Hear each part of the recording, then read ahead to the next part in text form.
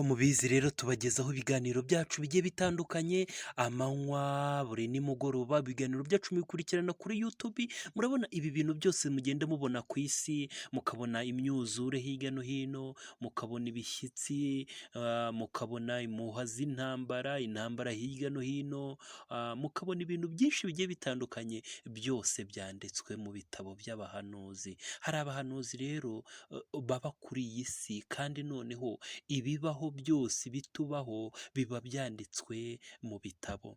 N'izi ndwara z'ibyorezo, izi za sida, izi za kanseri, uzazisanga no mu gitabo mu bitabo bigiye bitandukanye, mu gutegeka kwa kabiri igice cya 28, mbese uzanabisanga no mu bitabo by'abandi bantu bigiye bitandukanye. Iyo bavuga indwara z'ibyorezo, wenda urugero nk'uko wavuga kovide, uzasoma igitabo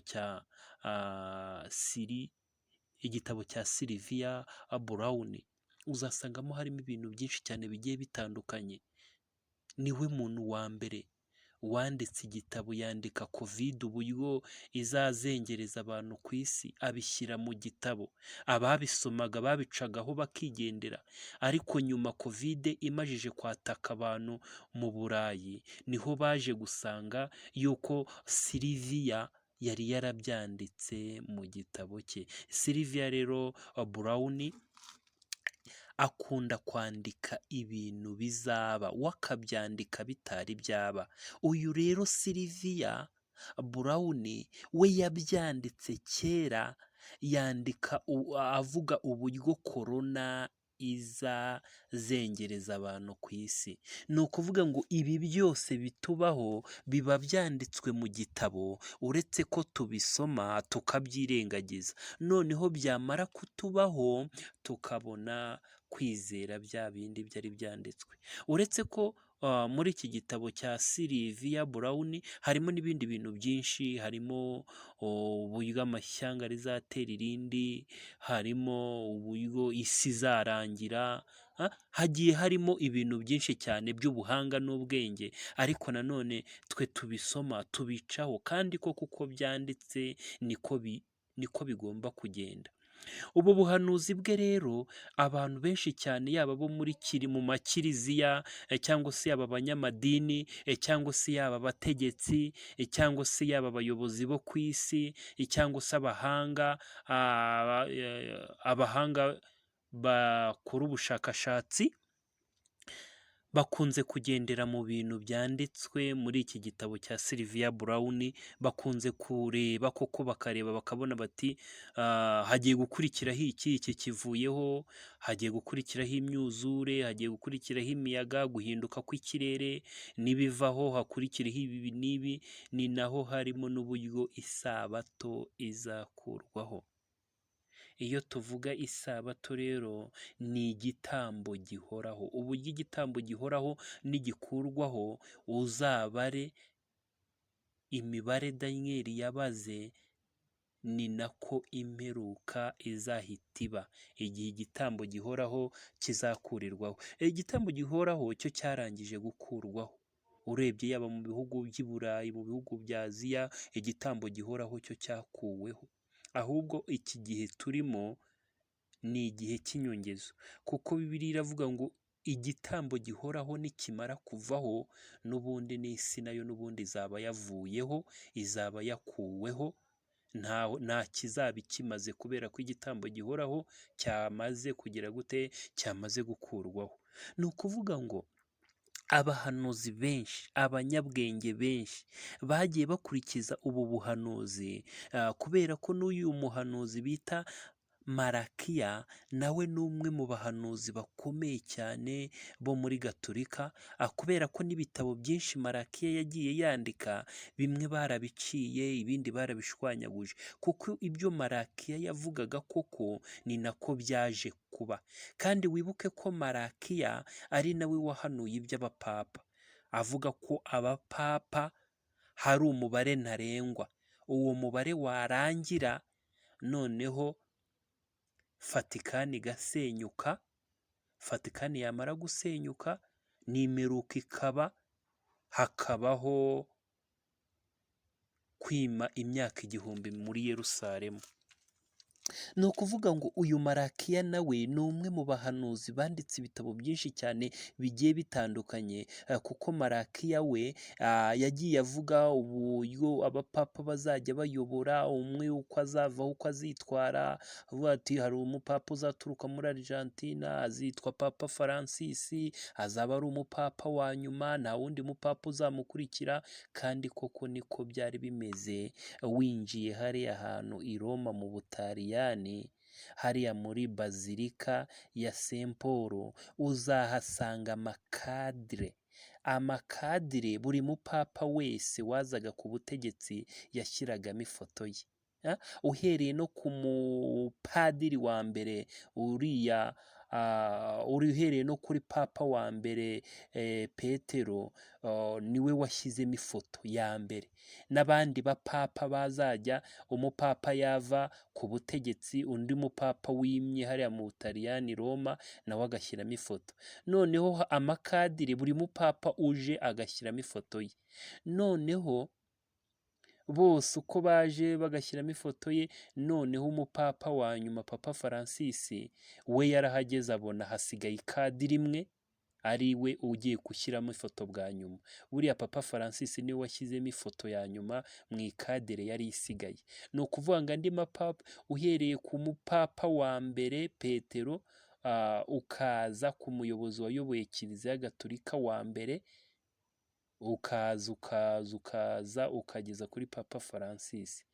Ni ukuvuga ngo kiliziya gaturika nta wundi mupapa itegereje, nta wundi mupapa bateganyije uzasimbura Papa Francis. Buriya ubuhanuzi bwabo bw'abanyagatulika bugarukira kuri Papa Francis. Buriya Papa Francis niwe bashyirizeho akadomo yuko ari we mupapa wa nyuma. Ariko ni nako n'ubuhanuzi bwagendaga buvuga, n'ubuhanuzi bwa Malakiya, kandi Malakiya wibuke ko ari umuhanuzi wo muri kiliziya gaturika bemera cyane, nawe niko yavuze, avuga ku mupapa wa nyuma, ibyo azakora, uburyo nyine ari nawe uzarangiza isi. Ni ukuvuga ngo hariya winjiye hariya i Roma, hariya bazilika ya Saint Paul, uzahasanga ayo makadiri y'abapapa bagiye bayobora Roma. Abo bapapa rero, ayo makadiri bayashyizemo n'abo bapapa bataraza gutegeka aho ngaho i Roma. Ni ukuvuga ngo ni amakadiri bayashyizemo abo bapapa batari bazi Roma. Noneho ayo makadiri bamajije kuyashyira aho ngaho i Roma, baravuga bati buri mupapa uzajya uza kuyobora i Roma ajya ashyiramo ifoto ye. Umupapa araza ashyiramo ifoto ye, n'undi araza ashyiramo ifoto ye, gutyo umupapa yavaho hakaza undi mushyashya agashyiramo ifoto ye, umupapa yavaho hakaza undi mushyashya agashyiramo ifoto ye. Na Papa Francis ejo bundi yima ingoma yagiye gushyiramo ifoto ye, abona ni kadire ya nyuma isigaye, ahita amenya ko ari we mupapa wa nyuma, nta wundi mupapa kiliziya gaturika iteganya, kubera ko nta yindi kadire ihari, ku buryo wenda tuvuze ngo Papa Francis avuyeho, undi mupapa uzaza akaza gutegeka, ifoto se yayishyira hehe ko nta yindi kadire isigaye? Ni ukuvuga ngo amakadire bashyiragamo amafoto byagarukiye kuri Papa Francis. Bivuga yuko Papa Francis aramutse avuye ku buyobozi nta wundi mupapa wamusimbura, kuko umupapa wamusimbura se ifoto yayishyira hehe ko nta wundi mupapa kiliziya gaturika yateganyije? Ni ukuvuga ngo Papa Francis ubuhanuzi niwe bwagarukiyeho. We yatangajwe nuko Papa Francis cyamutangaje, yagiye gushyiramo ifoto muri iyo kadire. Yari azi ko hari amakadire menshi, azi yuko hari amakadire menshi inyuma hazaza undi mupapa, ariko yaratangaye akubise amaso, agiye gushyira ifoto mu ikadire, arebye asanga niyo kadire ya nyuma yari isigaye, ahita abona yuko ari we mupapa wa nyuma ugiye gutegeka iyi si. Ariko ni nako n'ubuhanuzi bwa Malakiya bwavugaga, ni nako n'ubuhanuzi bwa Rosiya de Santusi bwavugaga, ni nako n'ubuhanuzi bwa Daniyeli Davi nabwo bwavugaga, ariko ni nako n'ubuhanuzi bwa Miriyamu Mireri bwavugaga, ni nako n'ubuhanuzi bwa Martin Luther bwavugaga, ni nako n'ubuhanuzi bwa Elena White bwavugaga, bavuga ku mupapa wa nyuma uzayobora isi nyine, umupapa wa nyuma ari nawe uzayobora ubu bwami bwacu bwo ku isi. Ari uyu mupapa wa nyuma rero amateka avuga yuko ari we uyoboye ubu bwami bw'amano y'ibyuma. Wibuke yuko ubwami bw'amano y'ibyuma n'ibumba ari ubwami Daniyeli yahanuye, avuga ibuye rinini cyane ritarituwe n'intoki z'umuntu, iryo buye rinini rizamanuka risenye bwa bwami bw'amano y'ibyuma n'ibumba. Ubwo bwami bw'amano y'ibyuma n'ibumba ni ubwami buyobowe na papa, kandi ubwo bwami buyobowe na papa nibwo Yesu azaza gukuraho.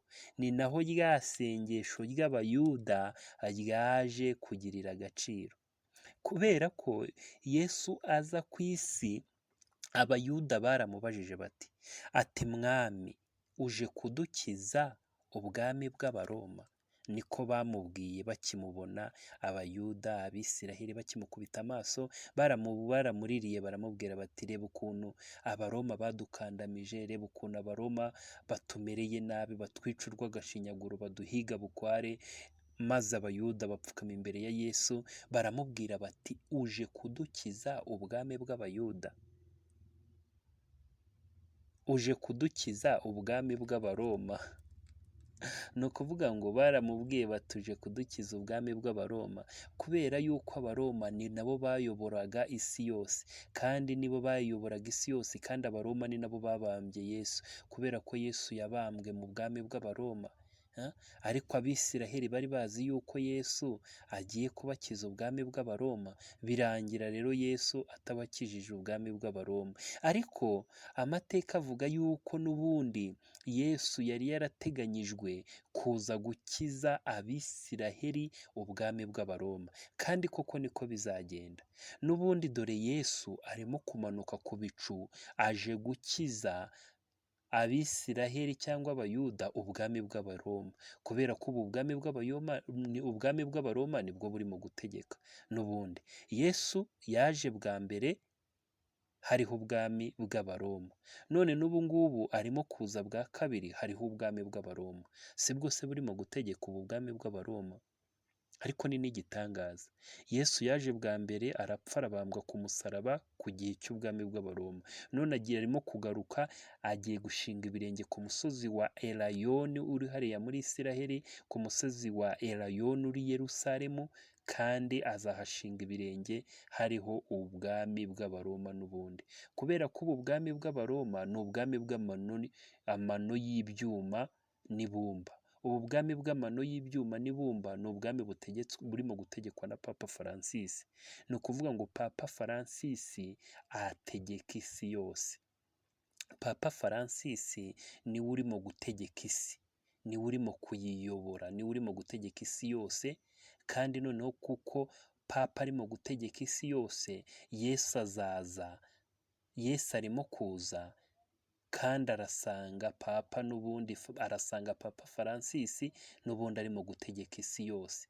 Noneho rero ubu bwami bwa Papa Francis nibwo Yesu azakuraho, none hakimika ubwami bw'amahoro, ubwami bw'iteka, ubwami butazigera buhanguka, ubwami butazigera bukurwaho n'ingoma iyo ari yo yose. Yego, niyo mpamvu rya sengesho ry'abayuda rishubijwe, kuko mu mategeko cyangwa se mu bitabo by'amateka, amateka yavugaga yuko Yesu azaza agakuraho ingoma y'abaroma. Kuko niko bimeze, Yesu arimo kumanuka ku bicu, arimo kuza, agiye guhita akuraho ingoma y'abaroma, agiye guhita akuraho ingoma ya Papa Francis. Yego, ariko abayuda cyangwa abisiraheli babonye Yesu aje i Yerusalemu, baramubwira bati, se Yesu uje kudukuraho, uje kudukiza ingoma y'abaroma? Bari bazi ko ako kanya agiye guhita yimaka umwami, agahita abakiza ingoma y'abaroma. Ntibamenye ko agiye gupfa, ahubwo akazagaruka nyuma agakuraho ingoma y'abaroma, noneho akima akaba umwami. Ariko koko Yesu nta kintu yabashubije. Abisiraheli bamubajije atuje kudukiza ingoma y'abaroma, Yesu yarabihoreye kuko yari azi yuko igihe cye cyo kuba umwami atari ako kanya, ahubwo agiye gupfira ikiremwa muntu. Ariko dore ubu arimo kumanuka, Yesu arimo kumanuka agana i Yerusalemu ku musozi wa Erayoni, niho agiye gushinga ibirenge. Kandi akimara kuhashinga ibirenge azahita akuraho iyi ngoma ya Papa Francis iyoboye isi yose. Ariko iyo tuvuga ngo Papa Francis ayoboye isi yose, tuba tuvuga Roma nyirisitu, tuba tuvuga ubutegetsi bw'idini, ubutegetsi bwa Roma nyirisitu. Tuba tuvuga papa ategeka isi yose, ariko akayitegekesha ubukirisitu, kuko icyo papa avuze ni nacyo abaperezida bo mu isi bakora. Ni ukuvuga ngo papa niwe uyoboye isi, niwe ukuraho ibihe n'amategeko, niwe ukuraho ibihe n'amategeko, ni nawe ubihindura, kuko niko ibyanditswe niko bivuga. Reka rero dukomeze.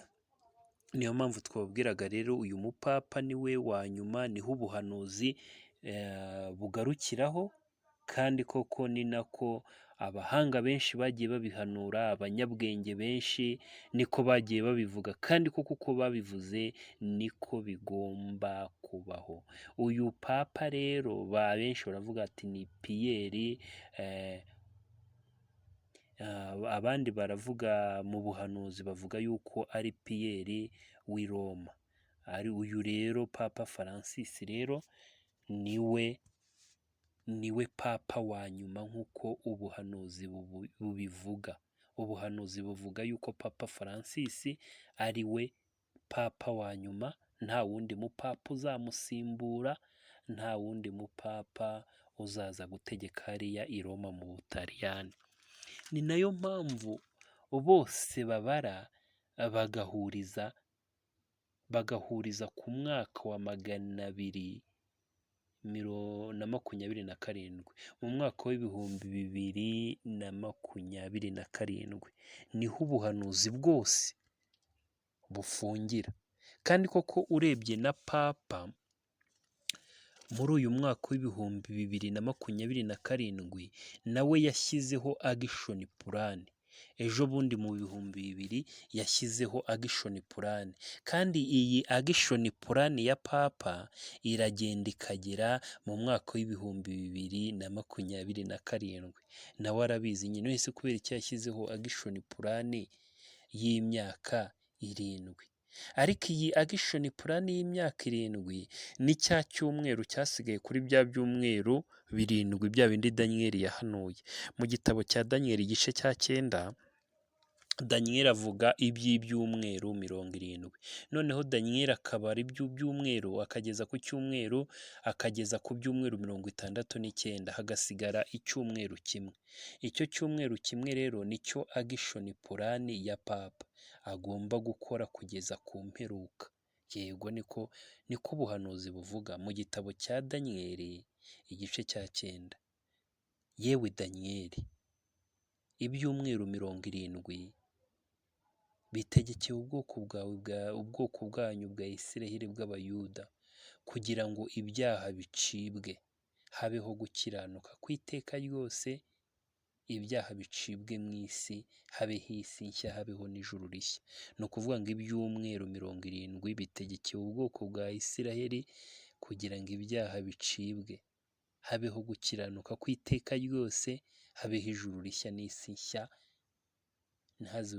icyaha ntikizongere kuboneka ku isi. Yego, Daniel yabaze ubuhanuzi bwe muri Daniel igice cya 9, aho Daniel yari afite ibyumweru 70, yarabaze agera ku cyumweru cya 69, hasigara icyumweru kimwe. Icyo cyumweru kimwe cyasigaye gisobanura imyaka 7, kuko umunsi umwe ku Mana ari imyaka 1000. Niko umuhanuzi Petero yabivuze. Petero yaravuze ngo umunsi umwe ku Mana ni imyaka 1000. Na Dawidi muri Zaburi ya 90 n'icyenda nawe yaravuze ngo umunsi umwe ku Mana ni imyaka igihumbi. Noneho cya cyumweru cyasigaye, cya cyumweru kimwe cyasigaye kuri bya byumweru 70, wibuke ko Daniyeli yahanuye ubuhanuzi bwe bugera ku byumweru 69, hasigara icyumweru kimwe. Icyo cyumweru kimwe nicyo papa yahise atangira gukoreraho, Papa Francis. Ikinyamakuru cyandikiwe i Roma mu Butaliyani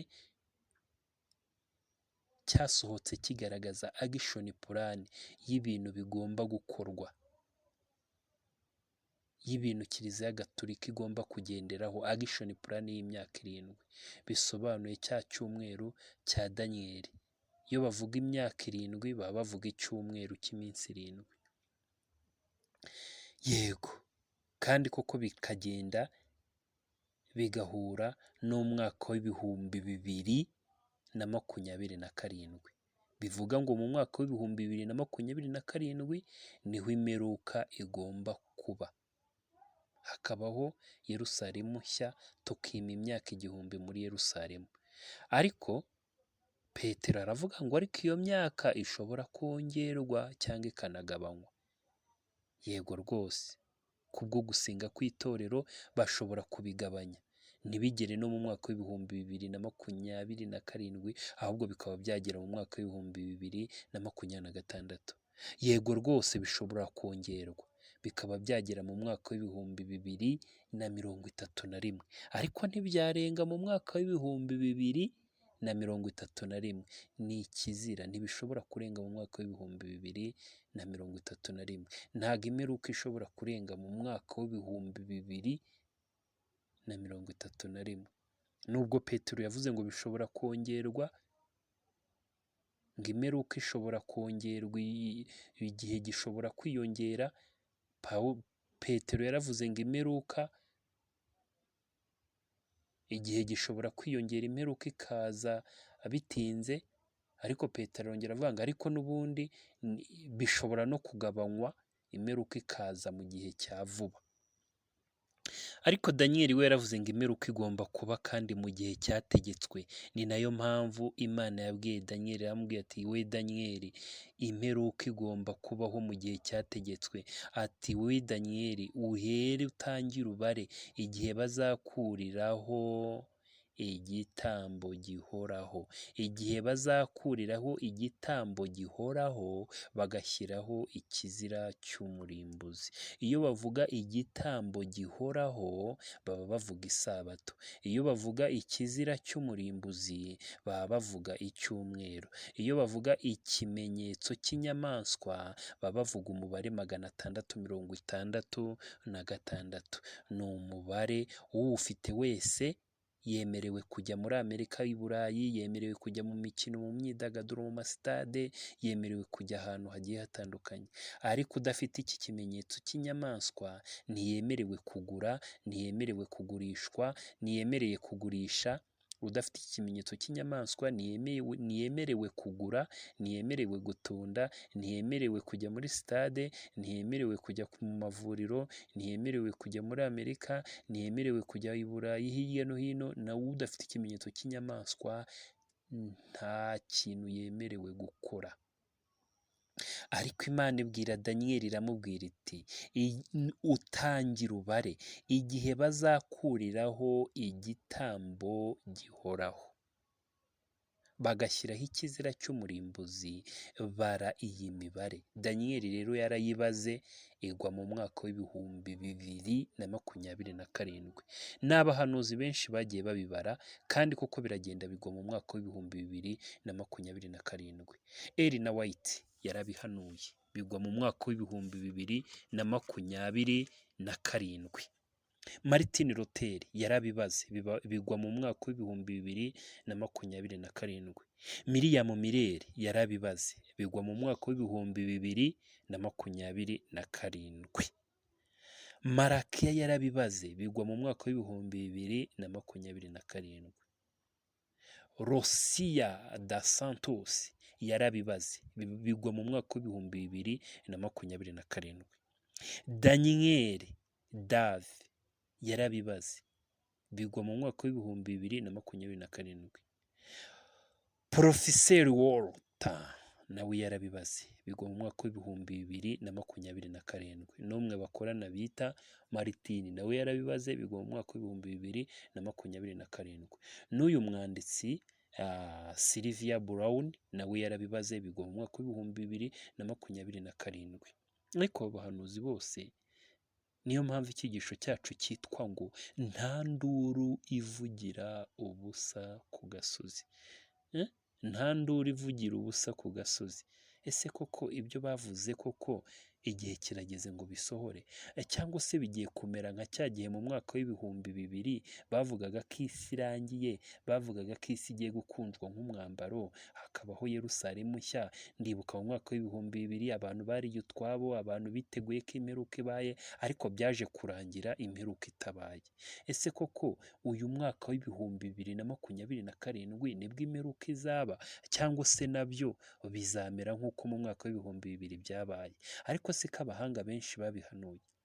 Ese koko aba banyabwenge bose barabeshya koko? Imperuka ntizaba, izaba? Ese byamera nko mu mwaka w'ibihumbi 2022? Ariko reka tubitegereze. Burya Bibiliya iravuga ngo mufate ubuhanuzi kandi mubugundire, mwizere, kuko ibyahanuwe bigomba gusohora, kandi nta kimana izakora itabanje guhishurira abagaragu bayo bayubaha ku manywa na nijoro, ngo kuko ari nta jambo Uwiteka avuga ngo rihere. Reka tubitegereze. Ubukurikiyeho rero tuzababwira ubuhanuzi uko bwagiye bukurikirana, uko buzarangira, n'igihe imyaka 600 yatangiwe kubara. Mubizi ko imyaka 600 izuzura mu mwaka w'ibihumbi 2027. Ya myaka 600 yandikiwe isi ni imyaka nyine, imyaka 600. Iyo myaka 600 rero yatangiwe kubara igihe Adamu yacumuraga, kuko Imana rero abwiye Adamu ati no gupfa uzapfa. Adamu rero akimara gupfa, Imana yahise itangira kurema undi Adamu mushyashya, kandi Imana yiremye irema ku munsi wa mbere ikageza ku wa 6, ku wa 7 ikaruhuka. Ubu Imana rero izarangiza kurema Adamu mushyashya mu mwaka w'ibihumbi 2027, cyangwa se mu mwaka w'ibihumbi 2031. Nibwo Adamu mushyashya azaba amajijwe kuremwa, hahite habaho imperuka. Nihamara kuba imperuka, habeho Yerusalemu nshya, twime imyaka 1000 muri Yerusalemu. Ni nako bitegetswe, kandi bikaba ari nako bizanagenda, kuko Imana yabishyizeho akadomo.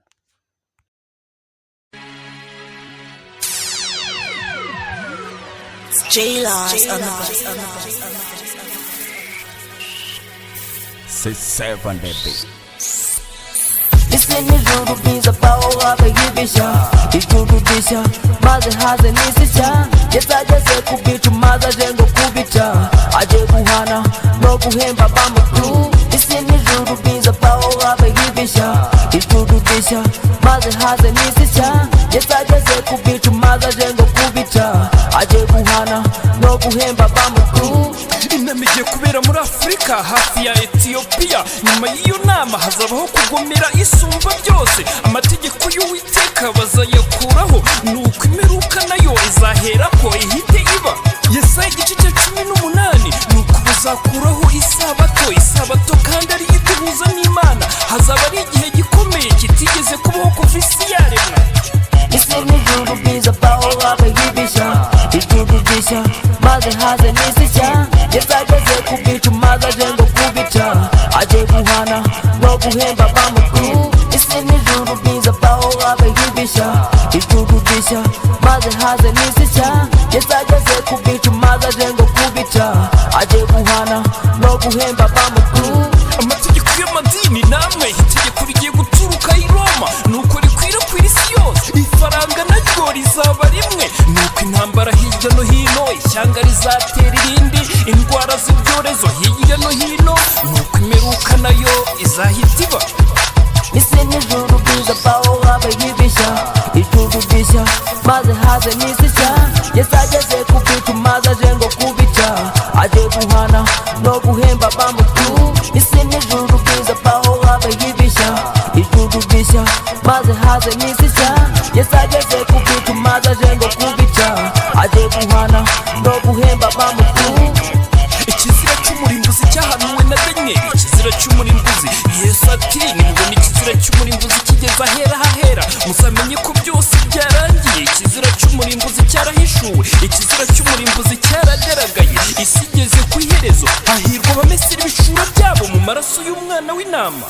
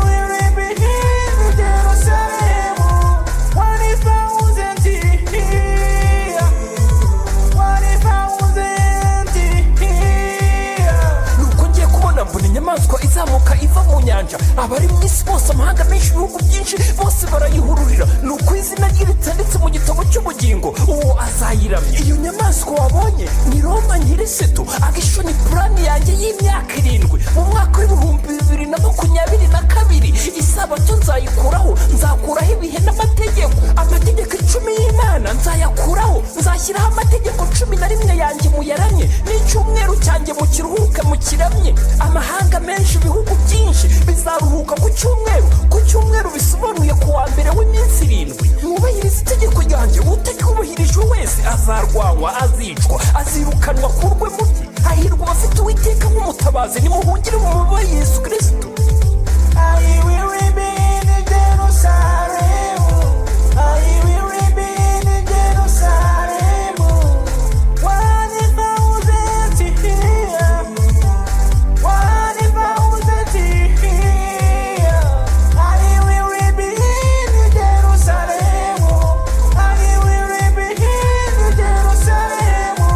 1,000 here, 1,000. ingofero yanjye iriho ingare 3, ninjye mwami w'ijuru n'isi n'ikuzimu. ingofero yanjye n'inkoni yanjye hariho umubare 666. ni umubare w'ubutegetsi. ibyo bose bishyizwe imbere yanjye kugira ngo mbitegeke, kuko ari igihe cyashyizweho. ninjye mwami wa Roma nyir'isutu, ninjye mwami w'ikasikasi, ninjye munyabugome, ndi ikizira cy'umurimbuzi, ndi umwami w'umunyamwaga, ninjye antikristo, ndi nyina w'abamaraya. amahanga menshi ibihugu byinshi bose barandamya. ifeza n'izahabu byose ni ibyanjye. nduha umuntu wese undamyije akaramya n'igishushanyo cyanjye n'umunsi wanjye w'icyumweru ku wa mbere w'iminsi 7. iri joro isabato y'umunsi wa 7 ndayikuraho, nimika icyumweru cy'umunsi wa mbere. amahanga yose agomba kundamya ku wa mbere. I will remain in Jerusalem. I will remain in Jerusalem. 1,000 here, 1,000 here. I will remain in Jerusalem. I will remain in Jerusalem. 1,000 here, 1,000 here. I will remain in Jerusalem. I will remain in Jerusalem. 1,000 here, 1,000 here. I will remain in Jerusalem. I will remain in Jerusalem. 1,000 here, 1,000 here. imyaka 600 nishira tuzima muri Yerusalemu nshya y'Imana. imyaka 1000 umuhanuzi yakifaya.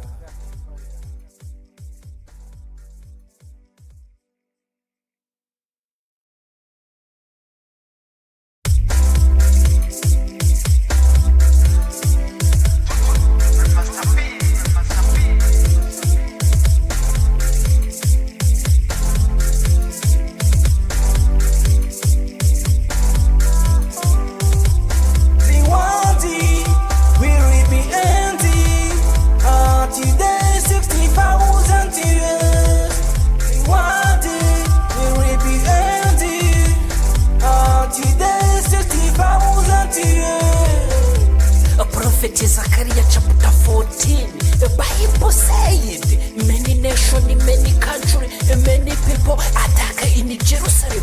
Why battles fighting in Jerusalem?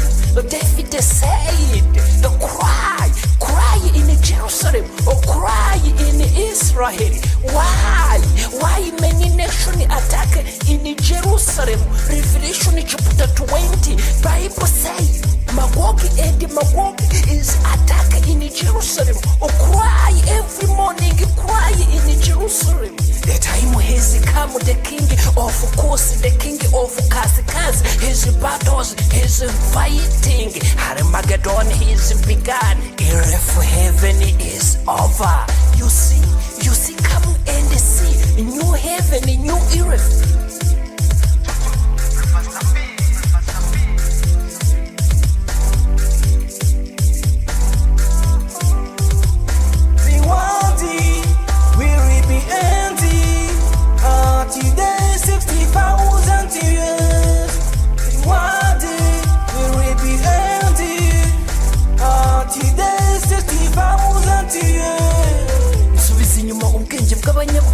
Ubwenge bwabo nkabuhindura ubusa. Isi itegekewe imyaka 6,000, hakabaho ijuru rishya n'isi nshya, tukima imyaka 1000 muri Yerusalemu. Tangira ubare uhereye igihe Adamu yacumuraga, nibwo imyaka 6,000 yatangiwe kubara. Byahanuwe n'abahanuzi benshi cyane batandukanye.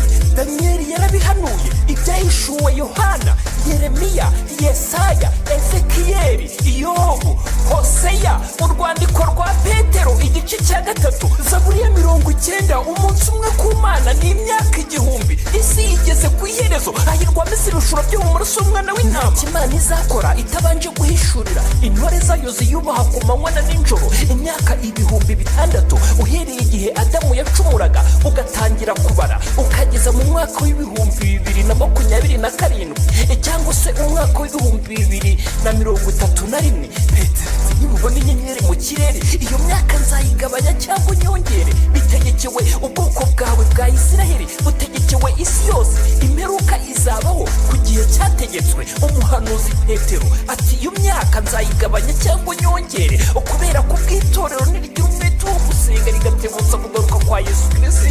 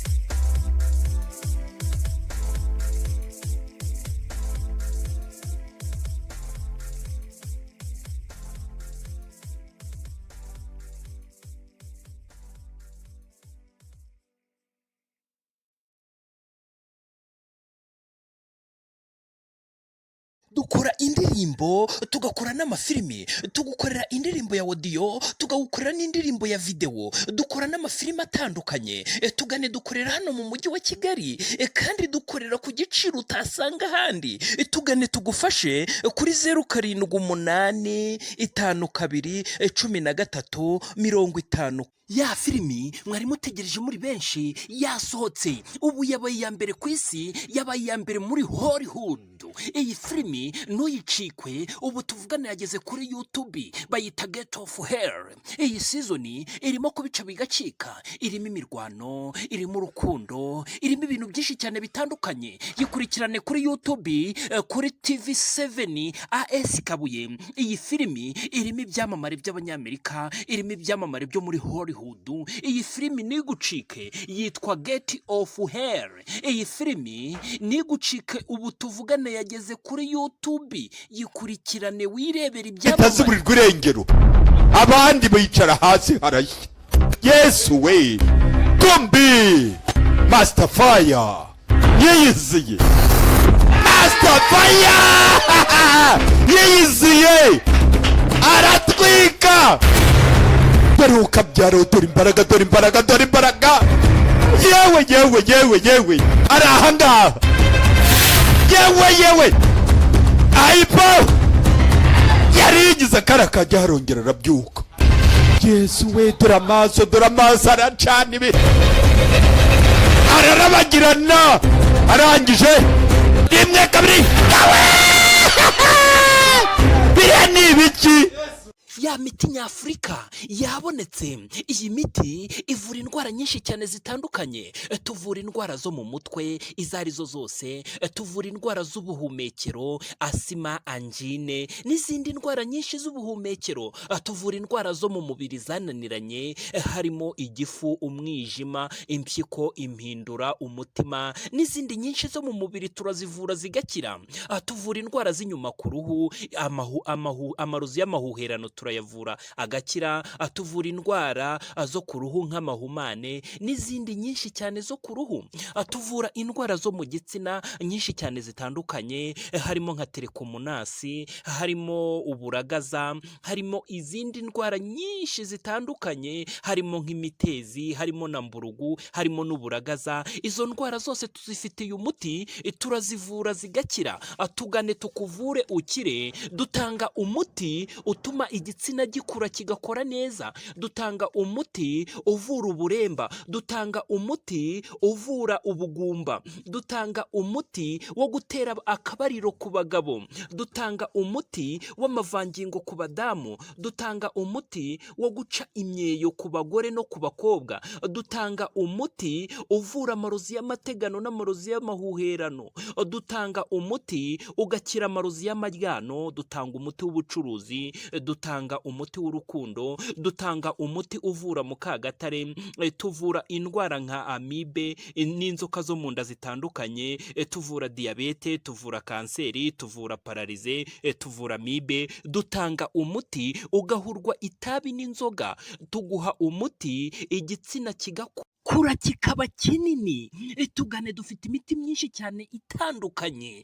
Ku badamu bikinishije, tubaha umuti bagahurwa kwikinisha.